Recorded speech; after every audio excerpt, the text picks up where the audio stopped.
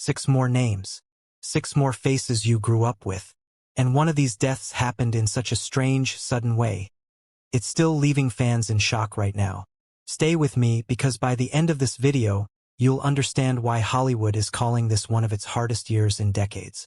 We start with a face that defined 2 entirely different generations of TV. Anthony Head. To one generation, he was Rupert Giles, the calm, bookish mentor on Buffy the Vampire Slayer. To a brand new generation, he was Rupert Mannion, the ruthless, scheming team owner on Ted Lasso. 2 iconic Ruperts. 2 completely different eras of television. 2 fanbases who both claimed him as their own. He died June 5th from complications of pneumonia. He was 72. What's remarkable is how Head managed something almost no actor pulls off. Staying relevant across a 25-year gap. Beloved by teenagers in the 2000s and beloved by adults in the 2020s. Different show. Different decade. Same magnetic presence. Next, a face you've seen even if you don't know his name. James Tolkan. The man behind 2 of the most quotable characters in 80s movie history. Principal Strickland in Back to the Future. The man who hated slackers and never let Marty McFly forget it. And Stinger, the commanding officer in Top Gun, barking orders at a young Tom Cruise. He died March 26th at the age of 94. 94. A career that spanned over 5 decades on stage and screen. Tolkan was never the star of the film. But take him out of Back to the Future, take him out of Top Gun, and something is missing. That's the kind of actor he was. Invisible until you realize the whole movie needed him. Then there's a voice that became part of Disney's biggest love songs. Peabo Bryson.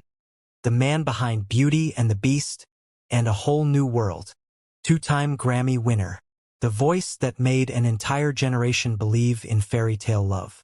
He died June 2nd at 75, just days after suffering a stroke. Bryson's voice is one most people don't even realize they know by name. It's just always been there. In the background of childhood, in wedding playlists, in Disney movie soundtracks played 1,000 times over. And now that voice is gone. Next, a name from Sunnydale that fans never expected to lose this soon. Nicholas Brendon, Xander Harris, Buffy the Vampire Slayer's lovable underdog for all 7 seasons. He died March 20th from natural causes. He was 54. Brendon was open for years about his personal struggles, and fans had been quietly rooting for his comeback. For a generation of 90s and 2000s kids, Xander wasn't just a character.